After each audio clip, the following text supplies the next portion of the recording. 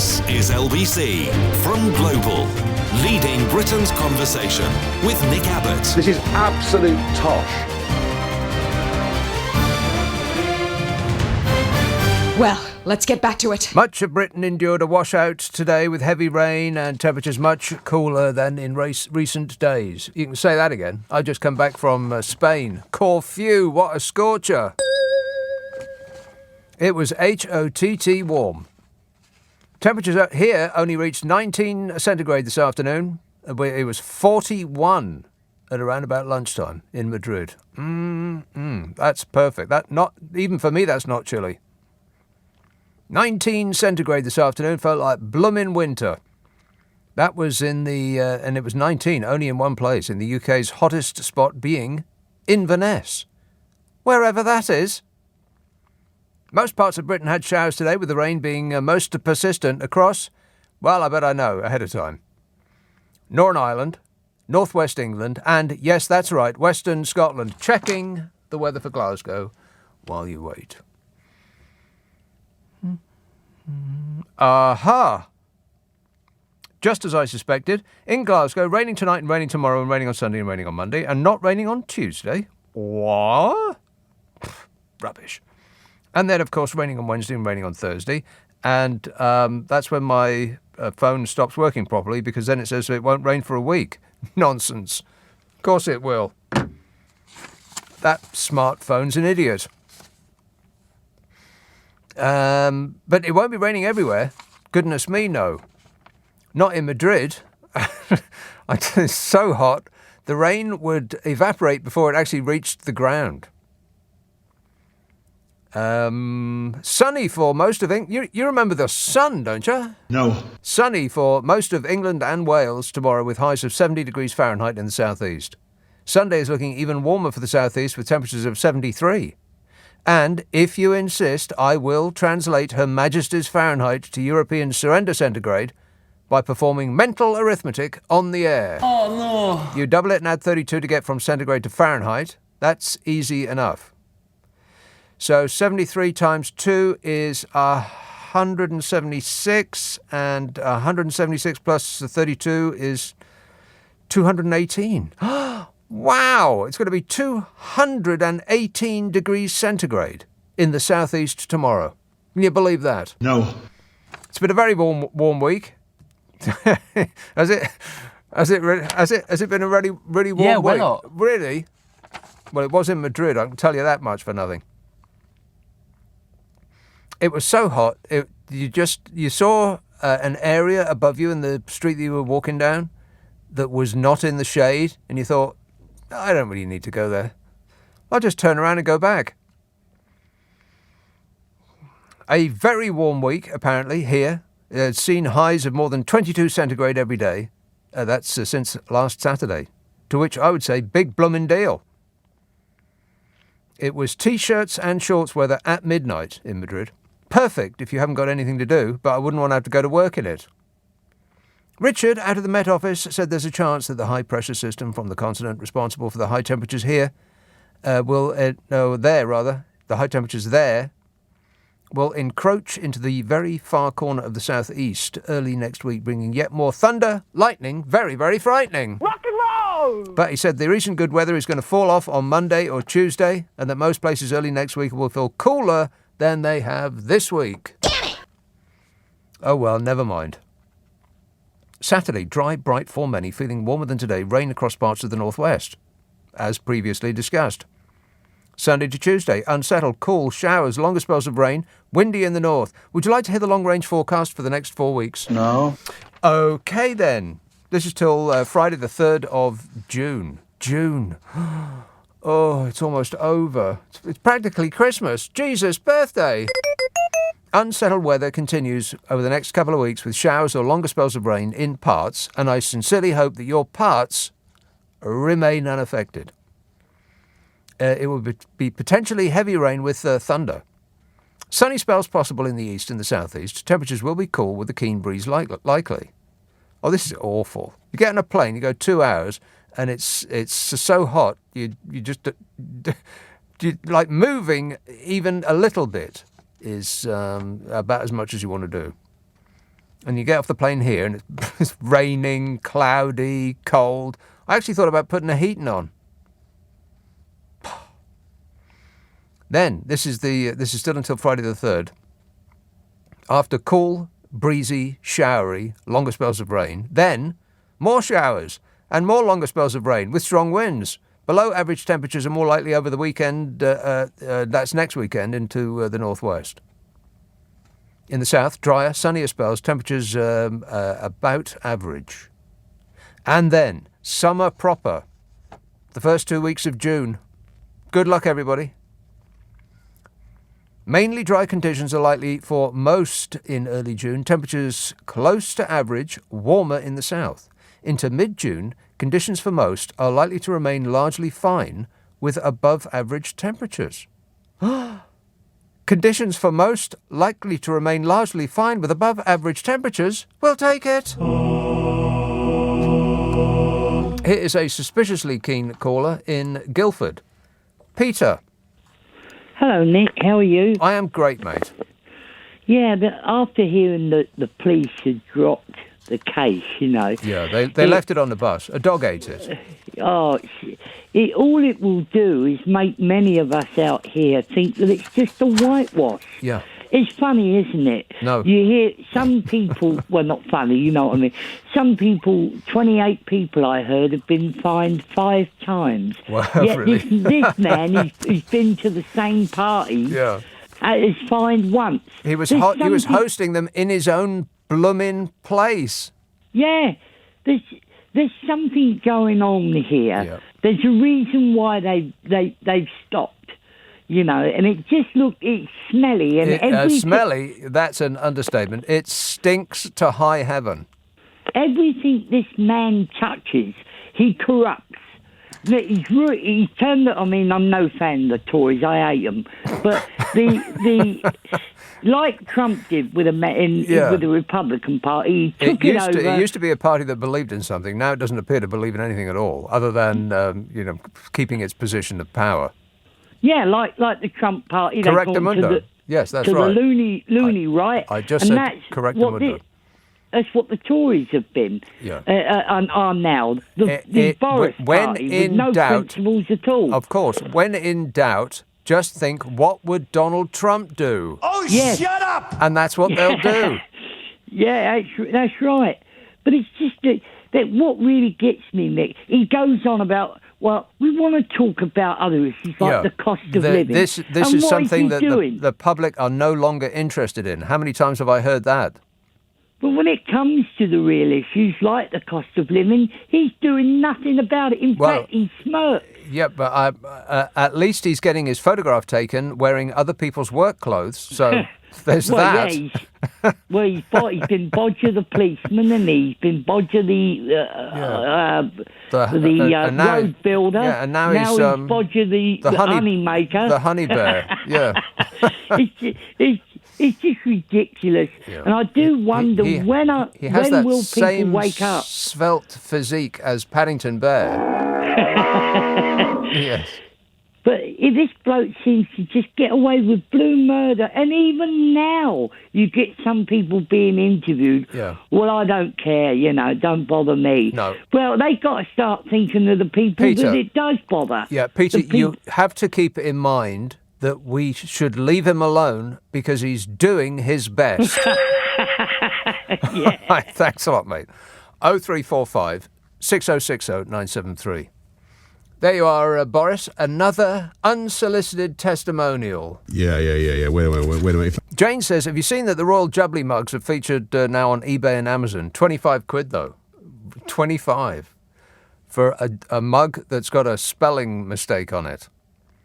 I wondered if anybody was going to buy those because the story was something of the order of, this is off the top of my head, but it's kind of like, somebody ordered something like £40,000 worth of commemorative china for Her Majesty's Royal Jubilee, except they made a spelling error and called it Her Majesty's Jubbly, which is not quite what they intended, but given the choice, I'd rather have the Jubbly mug myself.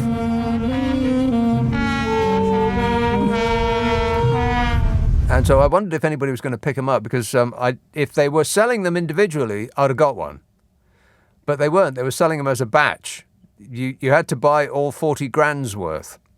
Now, I've got no idea who bought them up, but whoever it was a raving genius, because I would definitely have spent not 25, but maybe a tenner for a Royal Jubilee mug. You know, as long as it was on the finest bone china.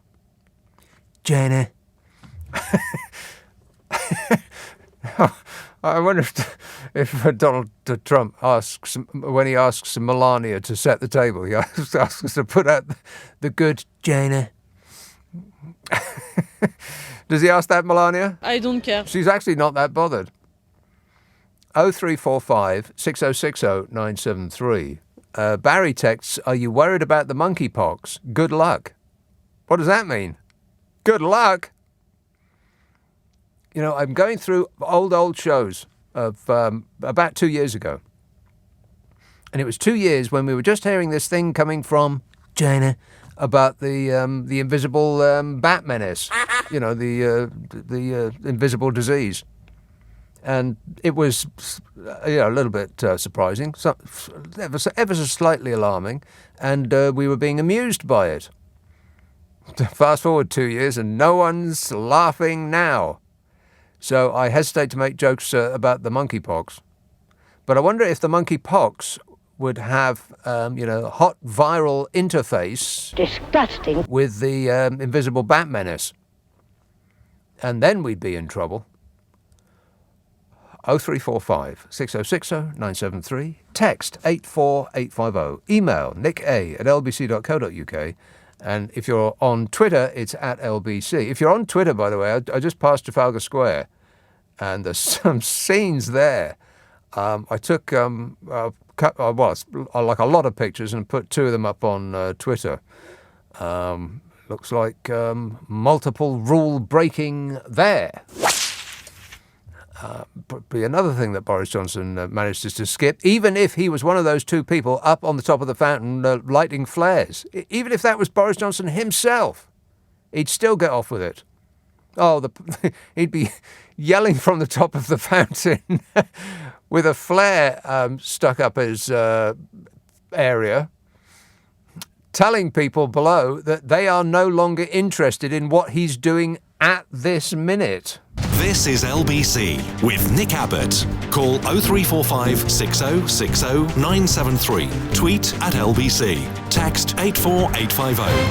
I am not one of your fans! Chris texts, thanks to this government, I can now see how Spitting Image get their ideas for their show. That's not still on, is it? Spitting Image. Is that still on? Daryl says, well, the MOG was on form on Wednesday evening in the Commons. See, this is all the stuff that I missed. I went away for a couple of days. Don't be jealous. It was the first holiday I've had in about 7 years, and it was just 2 days. 2.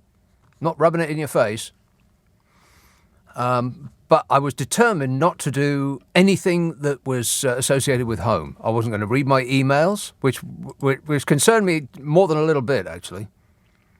I really had to force myself not to read my emails, because I've got my phone with me. And I had roaming.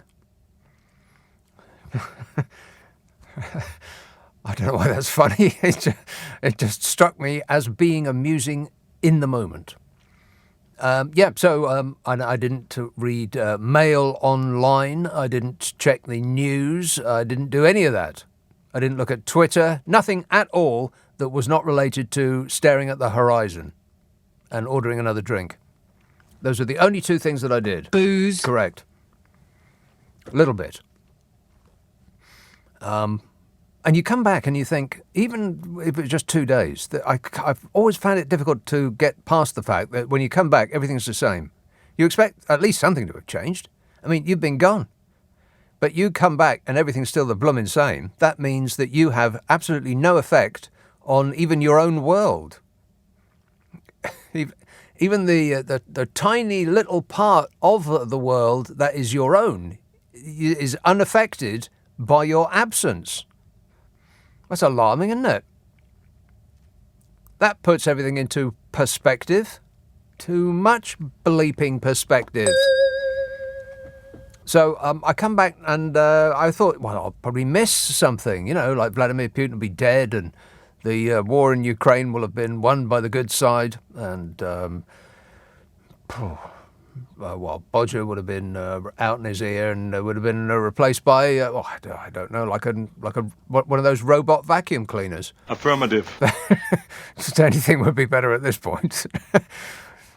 In fact, let's make it happen. Let's replace his bodginess with one of them robot vacuum cleaners. Hands in the air, who's with me? Now hands in the air, who's against? Well, that's overwhelming. What do you say, Bodge? He'll think about it. Anyway, Daryl says, the Mog was on form on Wednesday evening in the Commons. He said, and whatever follows this is going to be brand new news to me, because I have not been following the news. I refused to do it. That's not a holiday if you're watching the news or like even just reading headlines when you're away. He said, anyway, this is so this will be news to me, probably not you. Daryl texts, well, the Mog was on form on Wednesday evening in the Commons. He said, and here comes the bit that I haven't heard yet.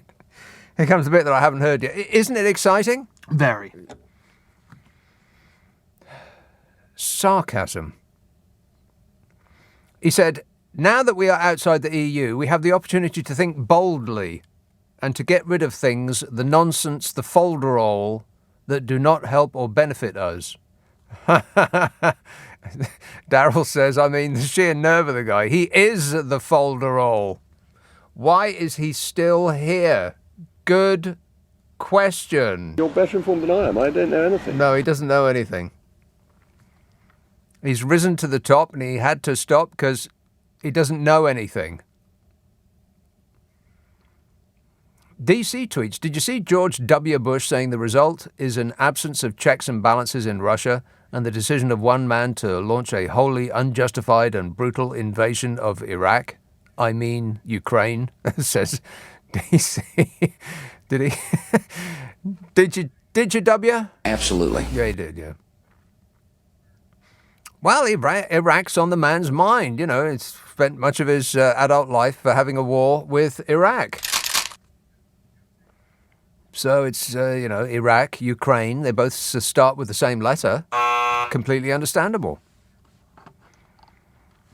In fact, this whole show should be you filling me in about what's happened during the course of this week when I tuned out. I turned off my mind, I relaxed, and I floated downstream.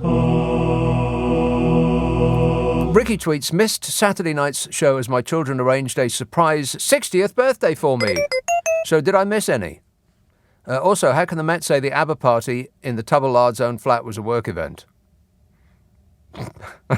Well, it was a work event for him, personally, the Tubbleard, but it was not a work event for everybody else who was present. Weirdly.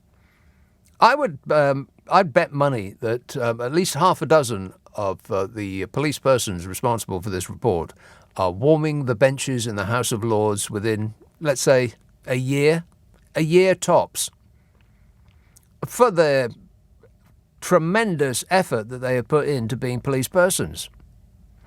The difference that they've made. Thank you for making a difference. Thank you. Anyway, you can get my Saturday show on a podcast, Ricky. The Friday and Saturday night shows get stuck up the internet as a podcast. We take the news and the ads out. You'll use less electricity, but you still won't be able to pay your fuel bill unless you move to France. Sue says, we had a dramatic thunderstorm this week here in Swanage. It lasted 3 hours with almost 4,000 lightning strikes. Blimey. How do you know? How do you know it was 4,000? Almost, not 4,000, almost 4,000, which seems weirdly specific, Sue. She says, the thunder was very loud and rattled things in the house. I was frightened. We have such varied weather each day, you never know what it's going to do to you, says Sue. That's correct. The one thing that I did notice when I came back was how green this place is. I mean, when coming over the south of England and the plane is banking, going left and right, in case you didn't know what banking means. Going left and right. Correct. And so you got a good eyeful of the English countryside, in which there appears to be, it appears to be completely uninfested by humans. I mean, there's really nothing there, just fields as far as the eye can see. And the colour difference between here and Spain is amazing. Everything in Spain is sort of that terracotta rust coloured, even the bits that are supposed to be green. I mean, parched didn't come into it.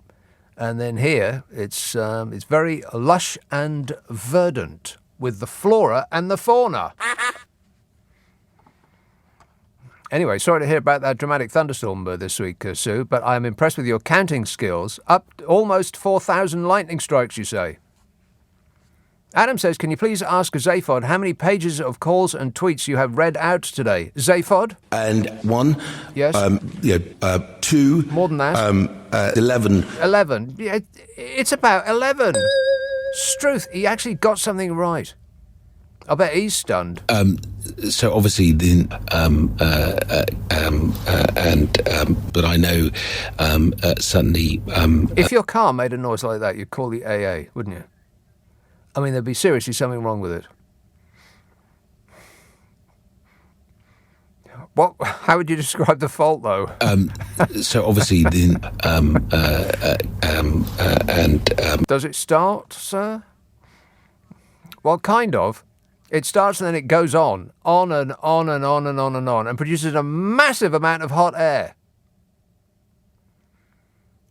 Well, it sounds like a write-off to me, sir. Mike texts, when you hear the term trickle-down economics, I get a mental image of a rich guy urinating on a homeless guy. Well, that's awful. And so's that sound effect. All these texts and tweets, already I've got like about 6 pages of them. Above the 11 that I've already read out. I don't know how these people get my number. Seriously, is it published somewhere? Rona says, I heard the song Louie Louie the other day. Do you still have the kettle that plays the intro to that song?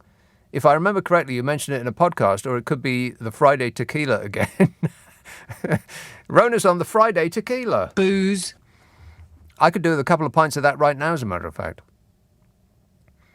Louie Louie. Oh, baby.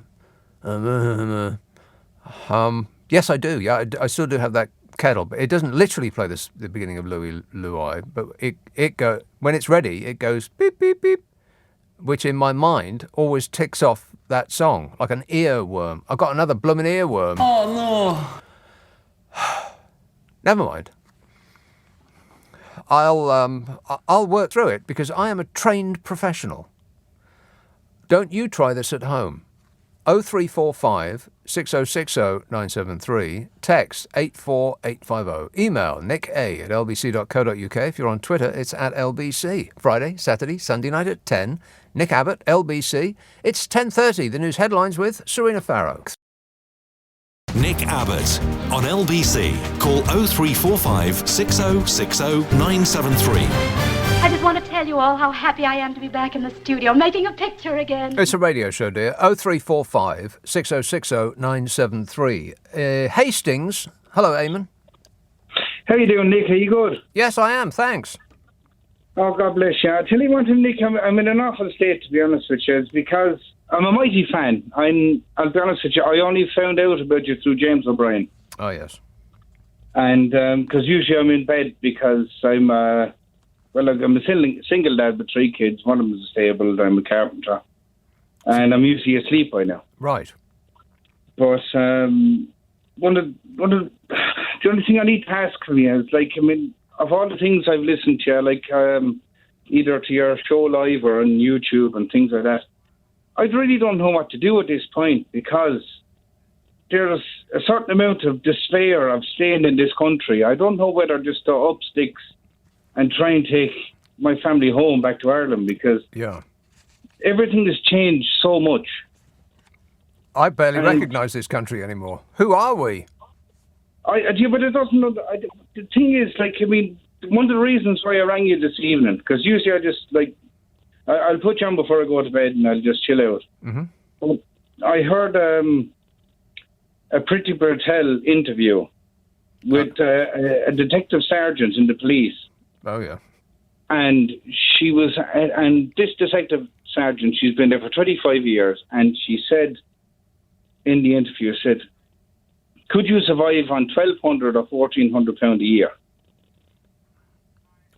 Yeah. And I'm thinking, as a carpenter, and £1,200 a year. Do you mean 12,000? Sorry, so £1,200 a month. Sorry, £1,200 a month. Right. £1,200 a month. So this is the police person, right? This is a police person asking Priti Patel if she could survive on £1,200 a month. That's right. The interview is on YouTube. It is a guy called Robespierre. Okay. And basically, I've never heard so much rhetoric and nonsense just thrown at a hard-working person who loves her job. But what did Priti Patel say then? She said, we're trying to do everything going forward. Mm-hmm. We're trying to do everything going forward. Well, at least they're going forward. That's the first step to actually going forward, is going forward. Yeah.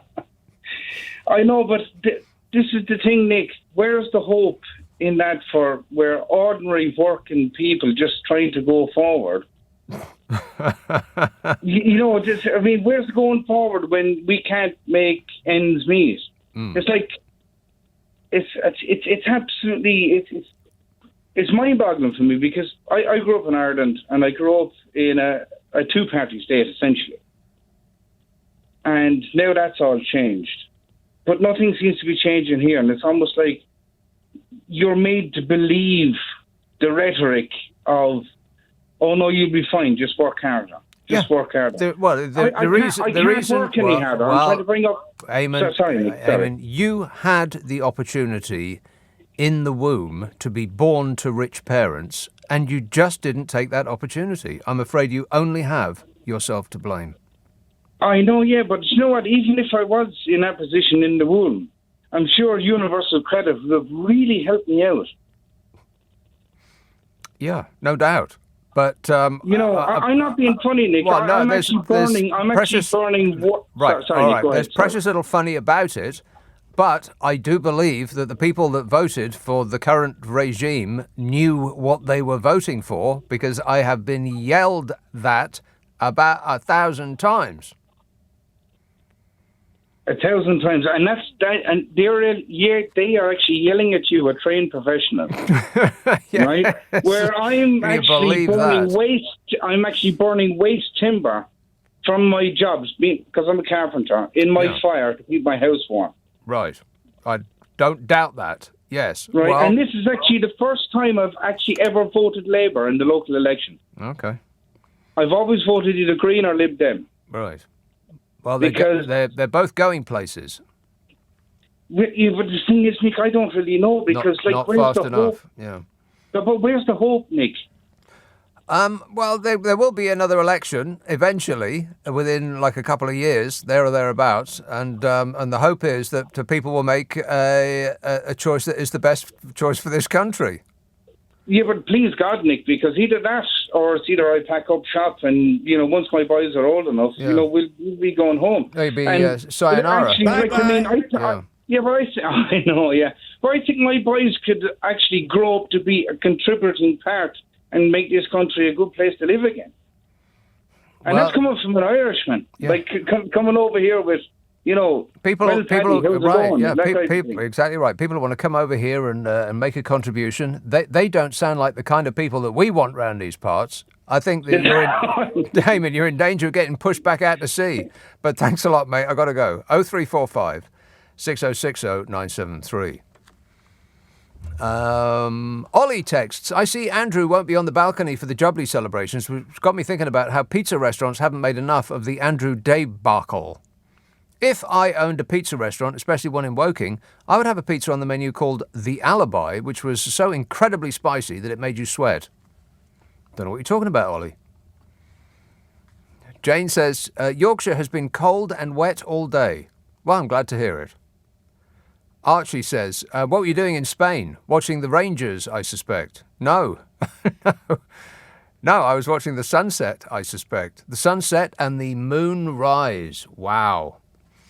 And furthermore, wow. Yowza. Yeah, the moonrise.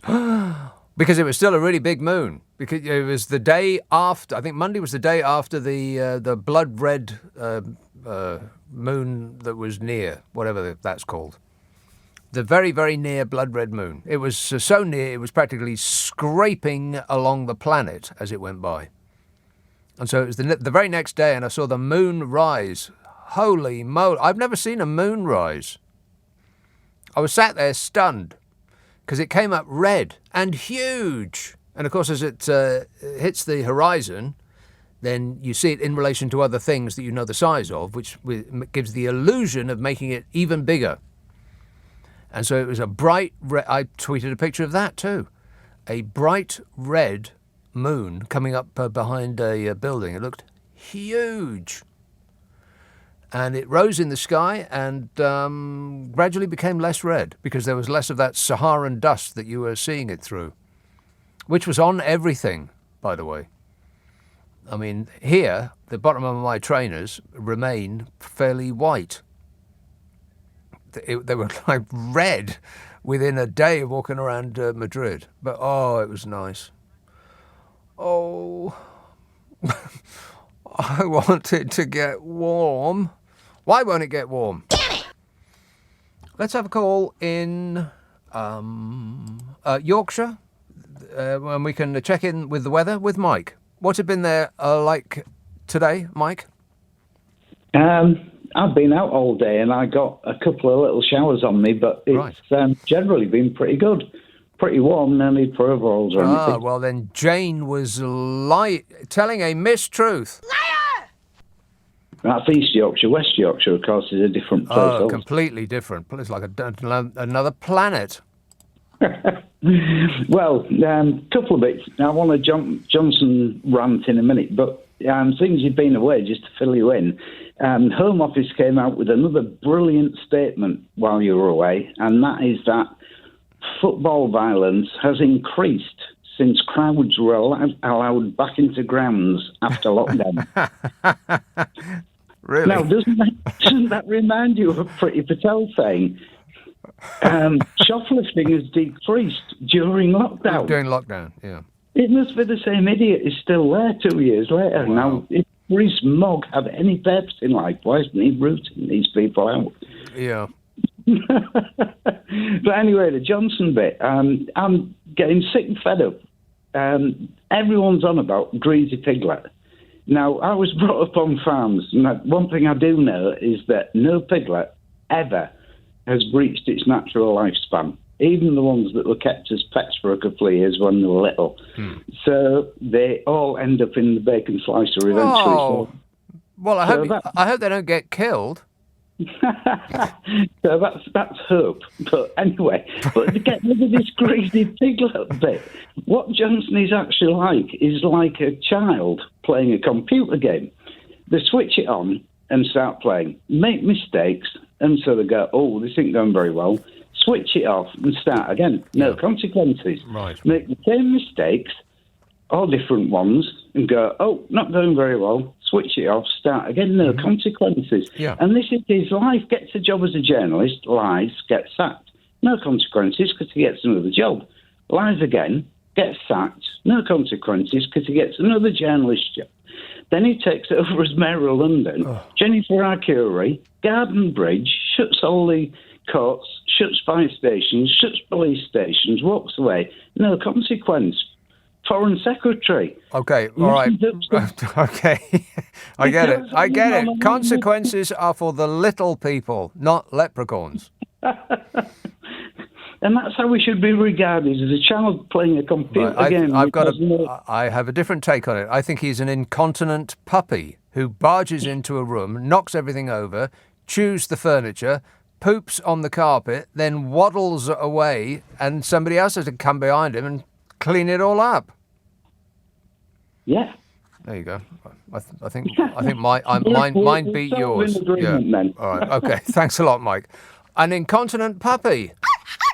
0345 6060 973. Text 84850. Email nick@lbc.co.uk. And if you're on Twitter, it's at LBC. Leading Britain's conversation.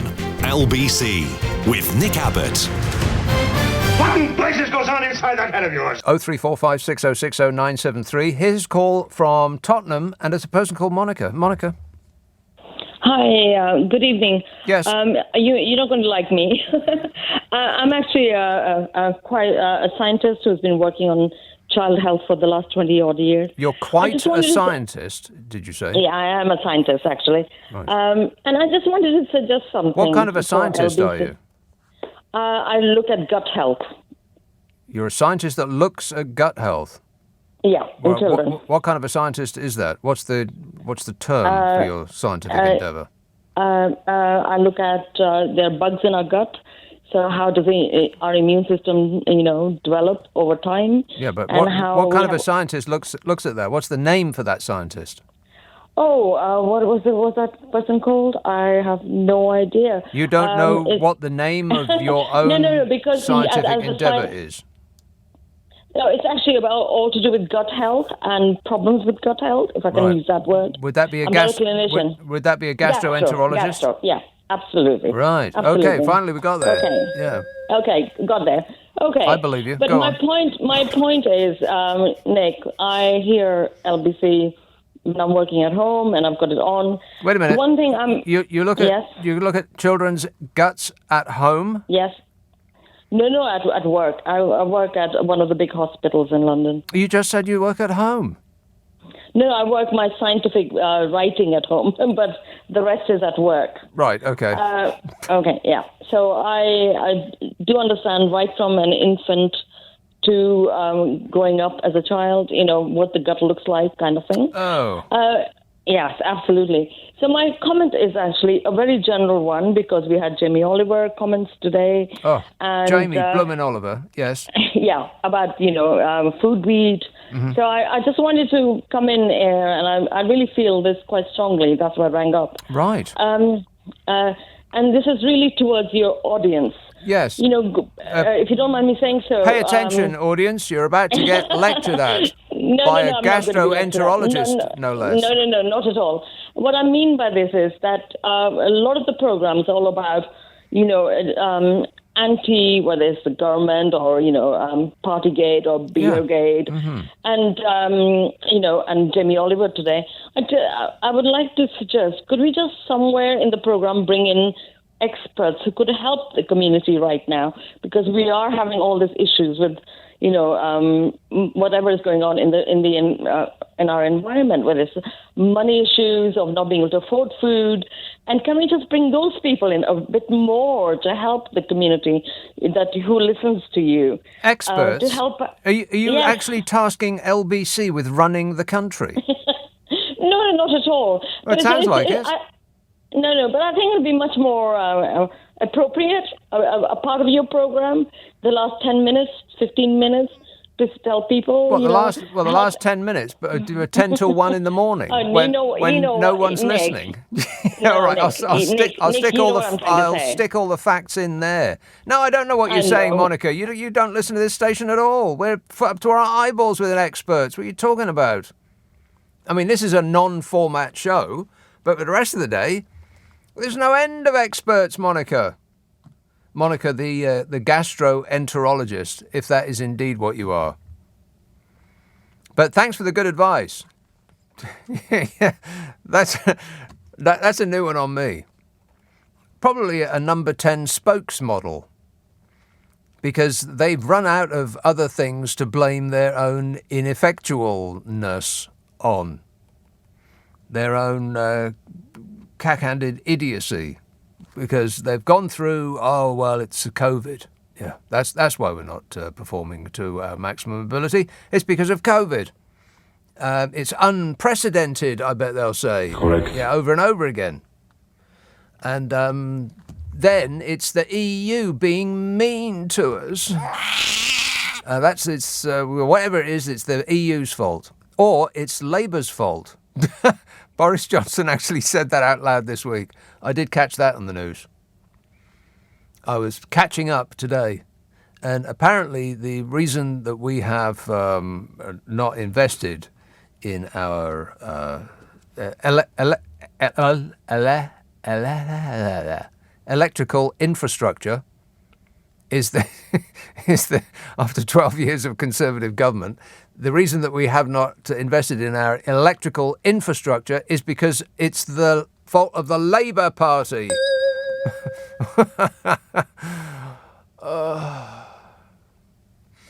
If only we had an expert on hand to tell us all about it. I should have asked her about guts. Devlin tweets, civil servants taking the fall for the criminality in number 10. Remember when Dennis Skinner said, doesn't it prove the that's not me stumbling again, that's actually what it says. Dennis Skinner apparently said, doesn't it prove the theory that when posh boys are in trouble they sack the servants? Well, that, says Devlin. Right, okay. Greenford, hello, Paul. Hello, Nick. Yeah, Dennis Skinner, big hitter. But no, I think with the Sue Gray report, what do you think of the Sue Gray report? I haven't read it. Yeah, but it's a damning indictment of Boris. But it hasn't been released yet. Oh, hasn't been released. I thought it was in the news. Oh, God. Was it? Yeah. But did I miss that? You're joking. I didn't miss that, did I? No. You're way out. It's the police report that's just come in. Oh, right. But, okay then. Everybody is innocent of all charges as long as their name is Boris Johnson. Yeah. What about the Constitution then? What about? The Constitution. It's great that the Queen's celebrating a jubilee, right? That she's lasted all these years. Yes. Yeah. What's that got to do with my Constitution? Oh, I think it just shows England's ahead of the other countries. Well, thank goodness for that. Which other countries in particular? Name the countries that we're ahead of. Germany. Germany, yes. France. Sweden, yep. Uganda. Yeah, Uganda. Cuddly toy. Set of steak knives. Yeah. Well, didn't he do well? Thanks a lot, Paul, for whatever that was. 0345 6060 973. David texts, we got less money now than we did when we were part of the EU, and in the last couple of years the north-south divide has widened even further. Who could possibly have predicted the Prime Minister was a bad man? Yeah, exactly. Who could have predicted that? What, with him following all the rules and all? I followed the ministerial guidance at all times. I followed the ministerial guidance at all times. I followed the ministerial guidance at all times. I followed the ministerial guidance at all times. Followed the ministerial guidance at all times. Liar! Yeah. You know, it's just so ridiculous. These people, he in particular, almost solely, in fact, pretended that they did not know what a party was when they were at a bloomin' party. Oh, I've got no idea whether I was at a party until Sue Gray releases her report. Yeah, you do know whether you were at a party or not. Stop lying about it would be a good idea. And then we can get on with our lives. This is the stupidity of the regime. They didn't even learn the lesson of Richard Nixon. It's not the crime what did it for him, it was the cover-up. That's why people are still interested, because you didn't just say, yeah, I was a stupid moron, and I shouldn't have done it, and I'm a moral vacuum. Not vacuum, Carol. No. Yeah, vacuum. Me and Carol McGiffin have got a thing about that. I'll tell you about her podcast that I do with her a bit later. Remind me. If it just said that, yeah, hands up, we were idiots, and I regretted it for every second after it had happened, particularly after the 12th or 13th time that it happened. I was really sorry about that. And as for the 26th and the 27th time that it happened, well, what can I say? My fault entirely. I beg your forgiveness, and I promise not to do it again. That's all he had to say. Even if it was a lie, he could have just said that. But no, it was like, oh, well, I've got no idea whether I was at a party or not until the police release a report to tell me whether I was at a party or not. Well, if it's got a cake and a balloon and there's a clown there, it's a party. What an absolute shower. How come nobody's even mentioned that part, really? I mean, we were instructed to wait for the report. Oh, well, we can't say anything about the issues at hand because Sue Gray is going to release her report. And we can't say anything about the Sue Gray report because the police have got another report that they're going to be releasing. And I don't want to prejudice either report. And if the Sue Gray's report is damning, then there'll be a report into the Sue Gray report, and we won't be able to discuss the Sue Gray report until the report into the Sue Gray report is released. And until that moment, I still won't know whether I've been at a party or not. Who has been at a party and was unsure whether they were at one or not? I mean, come on. And if that is actually true, then these people should not be in charge of running a bath instead of a country. I mean, can you imagine how dense you would have to be to not know if you were at a party or not? So they're just trying to cover it up, while telling us that we are no longer interested in this. God, it's head-scratchingly awful, isn't it? It was bliss to get away from it for 2 days. I've got no idea how Spain is run. I wouldn't know a single thing about Spanish politics, but I bet they haven't got a bloke like this. Peppa Pig World. Peppa Pig World it has Peppa Pig. Peppa Pig is the right answer.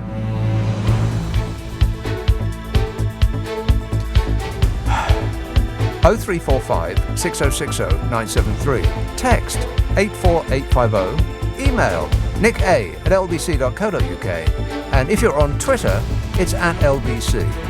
This is your HAPP Winus show on LBC with me, Nick Abbott. This is LBC from Global, leading Britain's conversation with Nick Abbott. Okie dokie.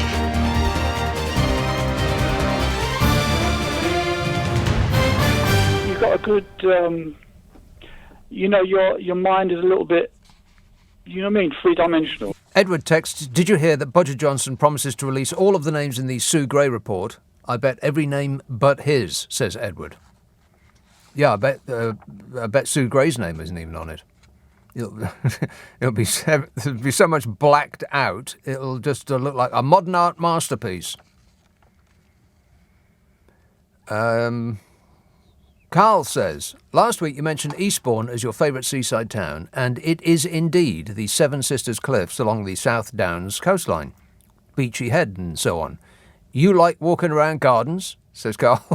sounds very threatening. You know, like, you like hospital food. You like walking around gardens, do you? He says, have you been to Hurstmonceau Castle hidden nearby? Hurstmonceau? No, I've not been there. I can't even pronounce it. He said, some lovely gardens and some blooming lively woodland. The bluebells this year were fantastic. I'm near Hurstmonceau. Can you pronounce it? No, Carl. But thanks for asking.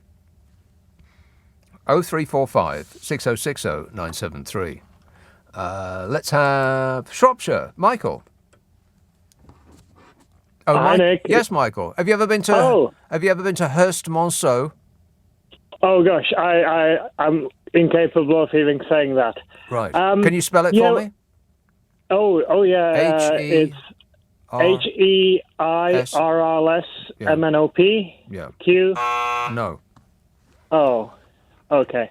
Well, yeah. What really annoys me about the whole thing with Boris Johnson and cake is that yeah, it's relatively trivial, but what annoys me is there are other things such as the golden wallpaper and procurement scandals, and that doesn't get investigated by the police, or him giving money to Jennifer Arcuri, and these things he gets investigated by his own appointees, by kind of the same type of lords who pay for his meals. He gets investigated by himself, essentially, and finds himself practically perfect in every way.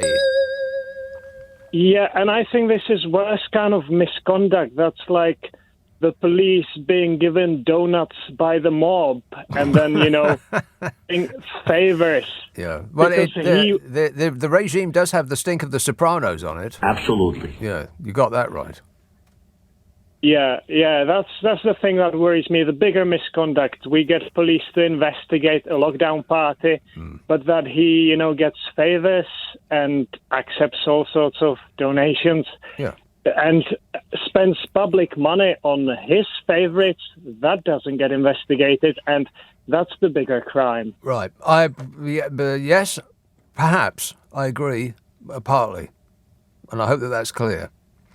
This is a major crime because not from just it was a party. It's everything around it that's the problem, including but particularly the cover-up part, the "I don't know I was at a party" part, that part, where he's taken us for mugs, and essentially laughing at us. That's the part that really grates on me, is that they are literally laughing in our faces.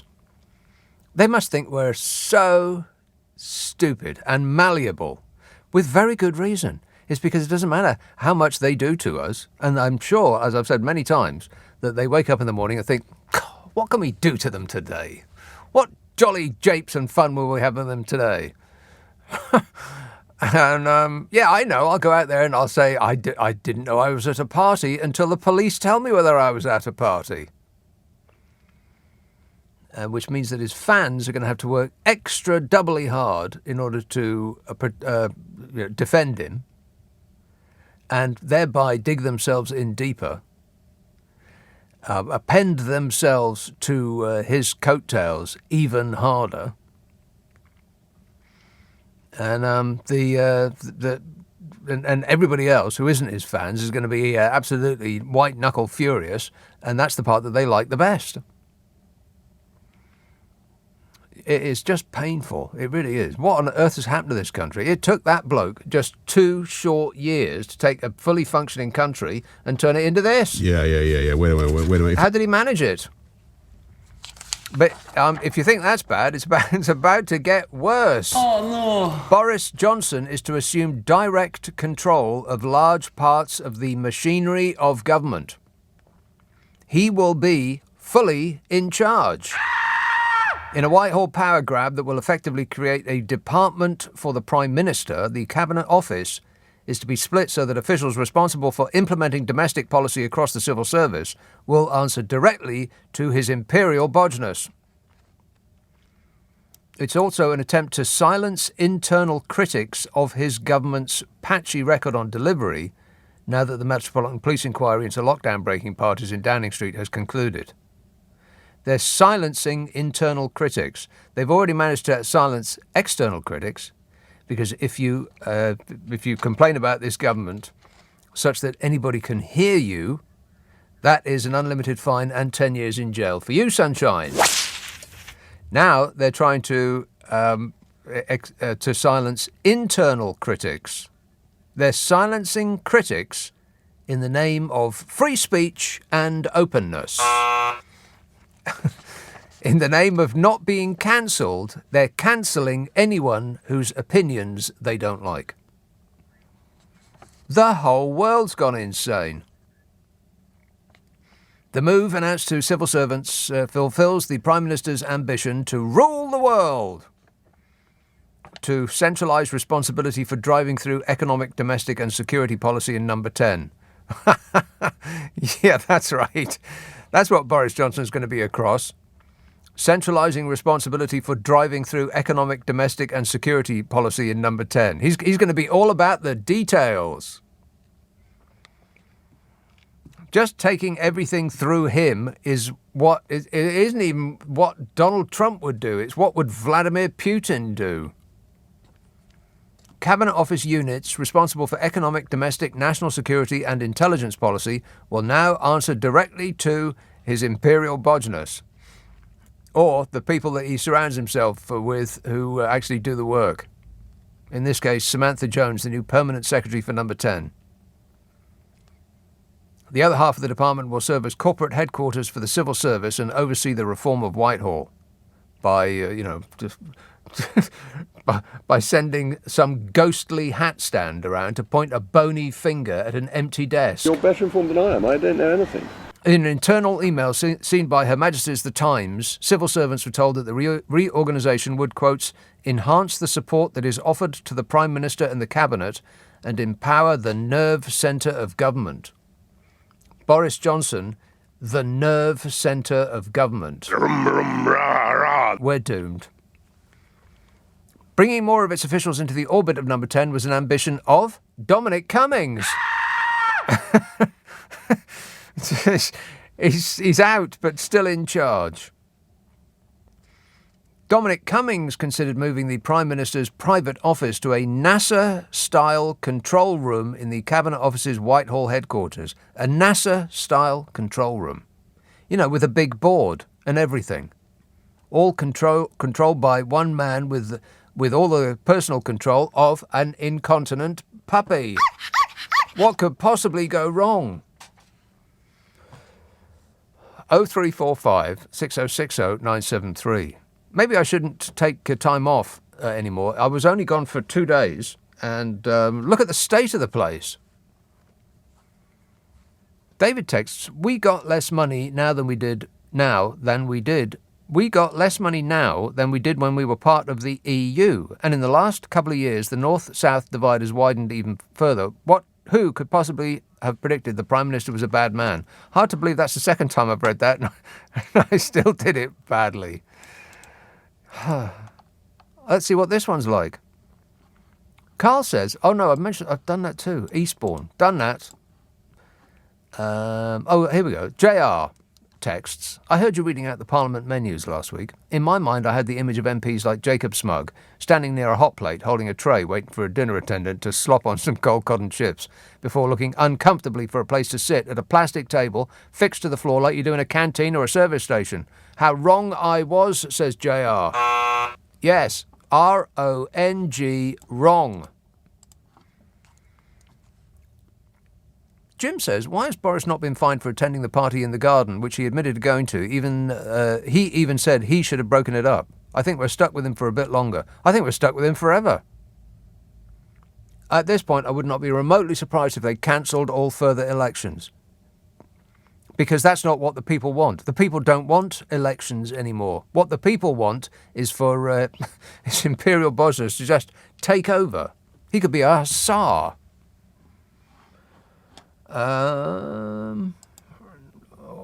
Okay. West Midlands. Hello, Ranjit. Hello, Nick. You okay? Yes, good, thanks. Right. You know, we all believe that everybody has a puppet master. Do we? Well, I do anyway. Right, because, like, I reckon, you know, the puppet master for Donald Trump was Putin, the way he set his world out. Right. Who would you say is a puppet master for Boris Johnson and Smug? The puppet master for Boris Johnson and Smug. Yeah. Whoever wrote them the biggest cheque recently? I've no idea. Without slandering yourself, you know. It's me? You haven't got the checkbook. Right. And I haven't got the checkbook either. That is true, That leaves me and you out, yeah? Or the desire. Yeah. I would point the finger towards the Indian government as far as Boris Johnson is concerned, because he's looking that way. The Indian government? He's a puppet master for Boris Johnson. The Indian government? Yeah. I would say. Right. But why would you say that? Because, you know, most of the billionaires live in India now, yeah? That's they all almost need certainly not true. There's quite a few, Nick, if you look into it, mate. I most certainly will do nothing of the sort. What, more than China? I would say yes. More than America? I would say close on. But to be truthful, though, Ranjit, you're just making it up. I'm making it up, but well, the thing is, I might be the next Prime Minister if I can make things up exactly like that. Right. Keep lying like that and you'll go far. Yeah, so at the moment, right, and I'm just thinking, right, yeah, you know, like Smug, yeah, he's just so stoned, cold, and he just comes out with verbal diarrhea. right? And people just keep on taking it in. Now, the reason for that is that we have been conditioned since birth to genuflect before anyone with a posh accent and ascribe to them a degree of intelligence that they do not deserve. And then going back to the puppet master, would it be the press, the media tycoons? Oh, I think we might be getting closer there. Certainly one of the offshore billionaire media magnates, yeah. Yeah, so that media magnate now has invested in India as well with all the telecommunications and everything. No doubt. Right. So generally, everybody, the news in America, everything like that. So what's happening is, unfortunately, voter apathy has made these people electable. Okay. Yeah, now, I think that part's true. Voter apathy has made these people electable because when the majority can't be bothered, like in the recent council elections, shockingly enough, the majority could not be bothered to go out and vote. What does it take, people, for you to actually take part, for crying out loud? And when the majority, who are more or less in the middle, refuse to take part, that leaves the field wide open for the people on the extremes. And so you get run by people who've been elected by the extremes. If the majority can't be bothered, then it's the wingnuts right out there on the edge who get their way. And that's probably where we are right now. Here, Ranjit, I've got to go, but thanks for that. 0345 6060 973. Text 84850. Email nick@lbc.co.uk. And if you're on Twitter, it's @LBC. I did mention that I do a podcast with Carol McGiffin. Yeah. And we're doing another taping tomorrow at about midday. So if you need us to have a bash at your issue, it's a problem-solving podcast. We're here to help. Isn't that right, Carol? No. We are at your service. Simply send your problem to the following address, nickandcarol@global.com, nickandcarol @global.com, and prepare to be moderately satisfied. The podcast is called What's Your Problem with Nick and Carol? Ask for it by name on an internet near you. Leading Britain's conversation, LBC, with Nick Abbott. Do not panic! Do not panic! We are trained professionals! If you can believe that. 0345 6060 973. Angie texts, I'm going to Portugal next week and the temperature's going to be 60 degrees, would you believe? 60? In Portugal? I don't believe it. Are you sure about that, Angie? It was 41 in Madrid, where I've just come back from. That's centigrade. Are you talking about 60 degrees centigrade? Cancel that trip straight away. Straight away, if not sooner. Luke texts, it's hard not to despair when we realise that Johnson will wriggle free from the Sue Gray report after hearing that she secretly met with Bodge a month ago to discuss her report. Our whole political system is cretinous and I despair, says Luke. Yeah, a bit weird. I mean, that was the report in the news, that Sue Gray, if indeed there is such a person, met with his imperial bodgeness to discuss Sue Gray's report into his behaviour. Why did they do that then? Why did they do that? Andy says, I'm fed up. I'm surrounded by morons. Morons who are blinded by Bojo's guffawing that they can't see beyond the end of their own nose. I've decided to take drastic action. I'm going on a day trip to Gibraltar on Sunday with my daughter to get some historical culture and to get out of here. He said, right, that's it. I'm leaving. Bye-bye. He said, it's just dawned on me that given Gibraltar is a territory of ours, I might be jumping out of the frying pan and into the fire. Am I? Am I going to be surrounded by morons when I get there? It's a genuine question from Andy, who's going to Gibraltar and would like to know if he's going to be surrounded by morons.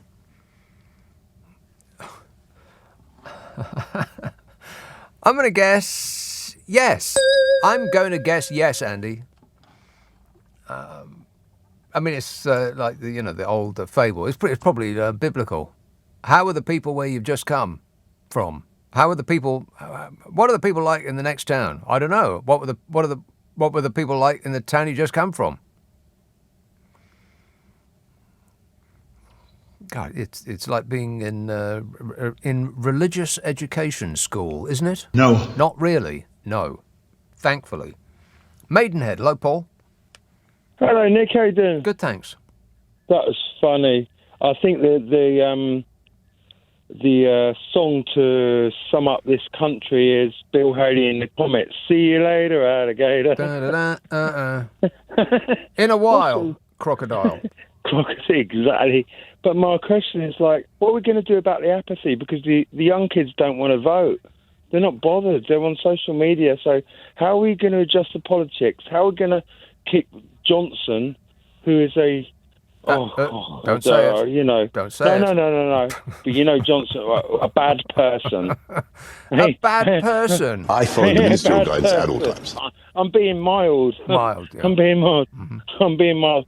So how you can't kick him out, because the youngsters, that's what we need. We need the votes in the ballot box. But what are we going to do about the apathy with the younger generation, because it's falling away? They should not be allowed to be apathetic about it. It should be the law in this country that everybody votes at every election, whether you like it or not. Just turning up and writing Mickey Mouse and putting a cross next to that should be allowed, but you should have to actually show up.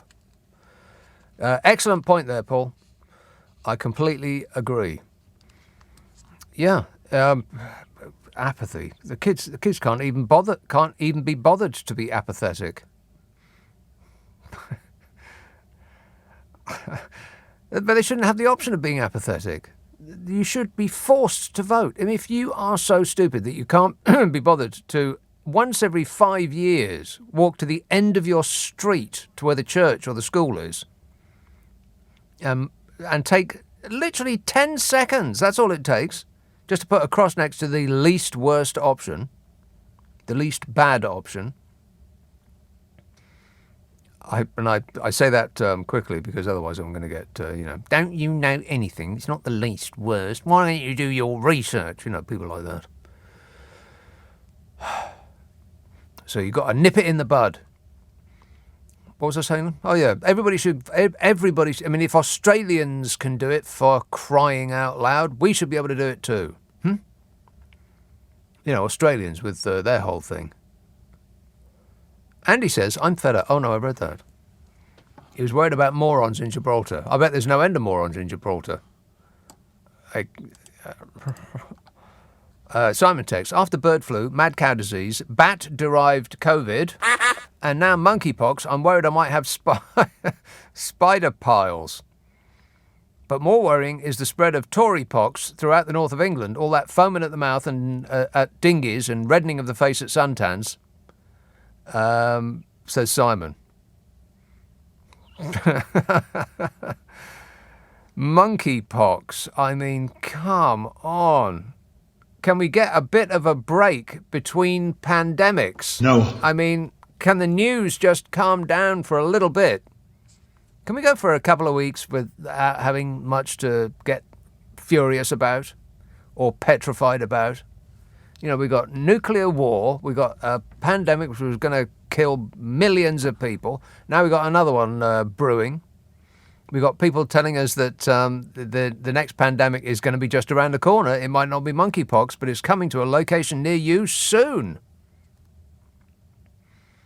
And we're all going to get... that is assuming that we all live that long because of that swivel-eyed golem in Moscow.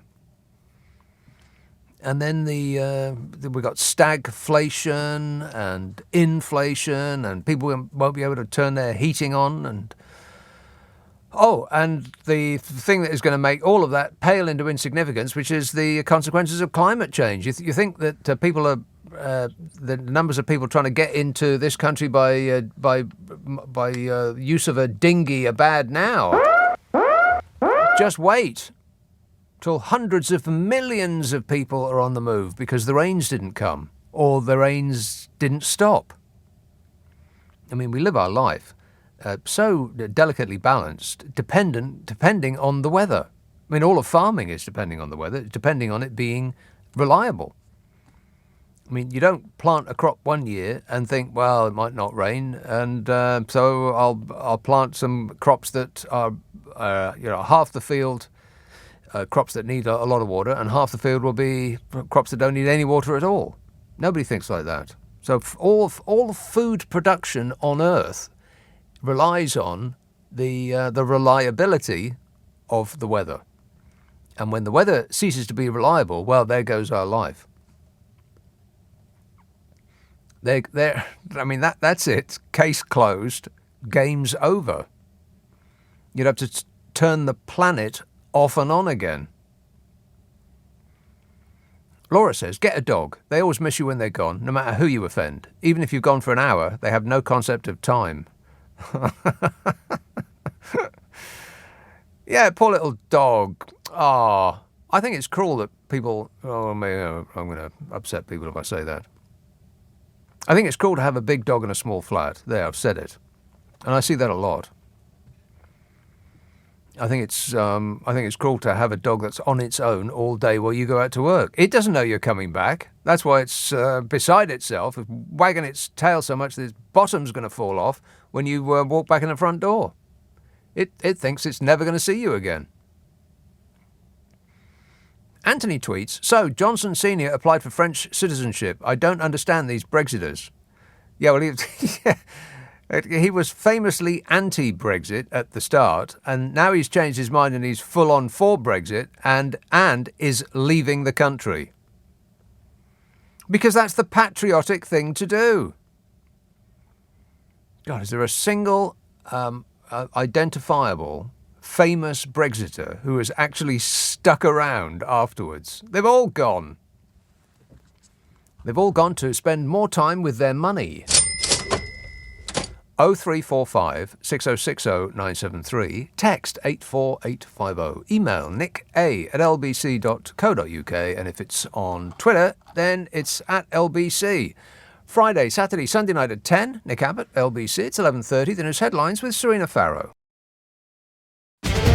This is LBC with Nick Abbott. Shut up. I can't. 0345 6060 973. Alex texts, monkeypox, Ukraine, COVID, cost of living. The media and the government are terrorising anyone who isn't rich. I dare you to read this out. You won't, says Alex. Well, that's true. Peterborough, Maurice. It's Morris. Morris. Nick. Yes, hello, sir. mate. Yes. We've got the Jubilee coming up, and we need a new national anthem. Which will be? Well, it was written by Noel Coward way back in the year of, and it has to be the Mad one, Dogs and Englishmen. No. Oh. Bad Times Just Around the Corner. Oh. And it goes on. There are bad times just around the corner, and it continues with everything which is going to go wrong. That should be our new national anthem, because with the government we have, that's exactly where we're going. It's a national anthem, but it doesn't seem to have a tune, unless your singing was just really bad. Well, that would be definitely true. Yeah. And Noel Coward was a singer and musician, and you can find this song on some tube thing. I suspect it's on YouTube. We can find YouTube. everything. Well, I would look it up, but I can't be bothered. Well, you can't be bothered, of course, because I know you can't be bothered. Well, it sounds like homework, Morris, and I've just come back from holiday. Give us a break. Oh, well, for goodness sake. You my word, you dared to come back to work after, you deigned to come back to work after a holiday. Yeah. Oh, gosh. Well, it was only 2 days. It wasn't exactly time to relax, but so I'm still on edge, if that's any help. Thanks a lot, Morris. Luke says, great that you didn't check your emails when on holiday, but when your holiday was over, didn't you have streams of emails to check? And wasn't that as stressful as would have been on holiday? That's all over the place. But I think I know what you're saying. Yes, I did have streams of emails to check. Over 100. Over 100. Over 100 emails, and I was only away for 2 days. That's a ridiculous amount of emails, almost none of which had anything to do with my life. It was just encomiums to purchase products. You once expressed a passing interest in this product. It is now our life mission to remind you about that every single day.